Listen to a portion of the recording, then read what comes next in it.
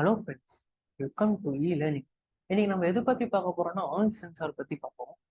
So பார்ப்போம். First of Hall சென்சார்னா என்ன?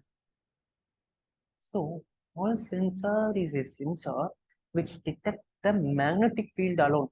மேக்னெட்டிக் ஃபீல்ட் ஆப்சன்ஸா இருக்கா இல்ல பிரசன்ஸா இருக்கா அப்படின்னு சொல்லி டிடெக்ட் பண்றது தான் இந்த ஆல் சென்சார். மெயினா எதை ஃபோக்கஸ் பண்ணிடுவோம்னா, லைக் இப்போ நம்ம பைக்ல போகும்போது அதோட என்ன சொல்றது, நீங்க ஸ்பீடோமீட்டர்ல பார்த்துருப்பீங்க. அதோட மேக்னெட்டிக் ஃபீல்டு வந்து இன்க்ரீஸ் ஆகி டிக்ரீஸ் ஆகும். ஸோ ஸ்பீட்ல, அப்புறம் வந்து கரண்ட் சென்ஸ் பண்றதுல, அது வந்து ப்ராக்சிமிட்டியில, இந்த மாதிரி எக்கச்சக்கமான அப்ளிகேஷன்ஸ்ல இந்த ஆல் சென்சார் வந்து யூஸ் பண்றாங்க. இது எதுக்கு? மேக்னெட்டிக் ஃபீல்டு ஆப்சன்ஸா இருக்கா இல்ல ப்ரெசன்ஸா இருக்கான்னு சொல்லி டிடெக்ட் பண்றதுக்கு தான் இந்த ஆல் சென்சார் யூஸ் பண்றாங்க.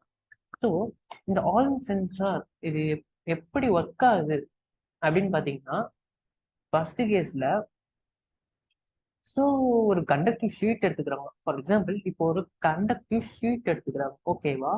ஸோ கண்டக்டிவ் ஷீட்ல ரெண்டு சைடும் உங்களுக்கு கரண்ட் ஃப்ளோ பண்றாங்க, அதாவது வோல்டேஜை பாஸ் பண்றாங்க.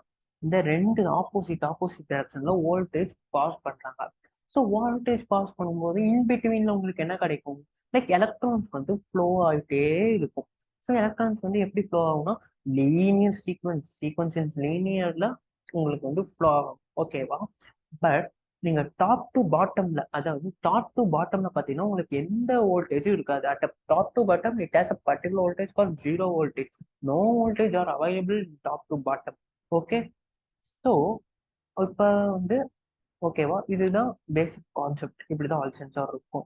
ஸோ அடுத்து என்ன பண்றாங்கன்னா, இது நம்ம இப்படியே இருக்கக்கூடாதுல்ல, அடுத்தது அட்வான்ஸா என்ன பண்றாங்கன்னா, லைக் அதுக்கு முன்னாடி லைக் ஆல் சென்சார் பாத்தீங்கன்னா உங்களுக்கு வந்து 1879ல யாரு இது பண்றாங்கன்னா, எட்வின் எட்வின் ஆல் அப்படின்னு சொல்றவரு இந்த ஆல் சென்சாரை வந்து கண்டுபிடிக்கிறாரு.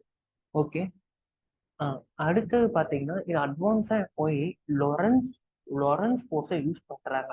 அதாவது ஒரு ஒரு அந்த கண்டக்டிவ் ஷீட்ஸ் மேல உங்களுக்கு ஒரு மேக்னெட் வச்சிடுறாங்க.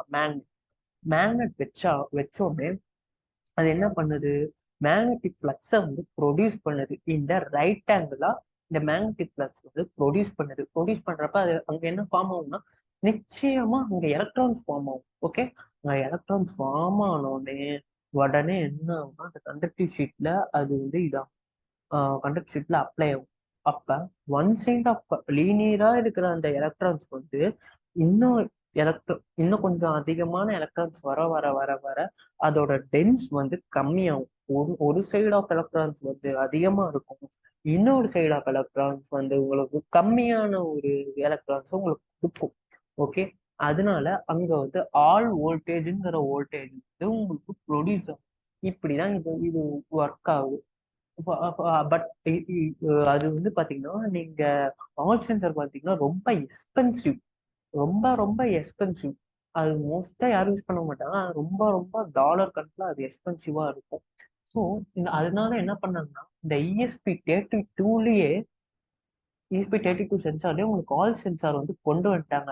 ஸோ இங்க இருக்கு பாத்தீங்களா, லைக் இங்க இருக்கிறது அந்த மேக்னெட். லைக் இப்போ வந்து மேக்னெட்டிக் ஃப்ளக்ஸ்ல இருக்கிற அந்த மேக்னெட், மீதி எல்லாம் இங்க இருக்கிறது எல்லாமே ஆல் சென்சார். ஸோ இதுலயே உங்களுக்கு வந்து கொண்டு வந்துட்டாங்க. ஃபியூச்சர் ஸ்பெசிஃபிகேஷன் வந்து இங்கேயே கொண்டு வந்துட்டாங்க. அடுத்து பாத்தீங்கன்னா, இதுல ஆஸ் யூஸ்வல் உங்களுக்கு டேட்டா பின்ஸ் இருக்கும், எனேபிள் பின்ஸ் இருக்கும், ஆல்டர் வோல்டேஜ் பின்ஸ் இருக்கும். ஸோ இப்படிதான் இந்த ஆல் சென்சார் வந்து ஒர்க் ஆகுது. தேங்க்யூ.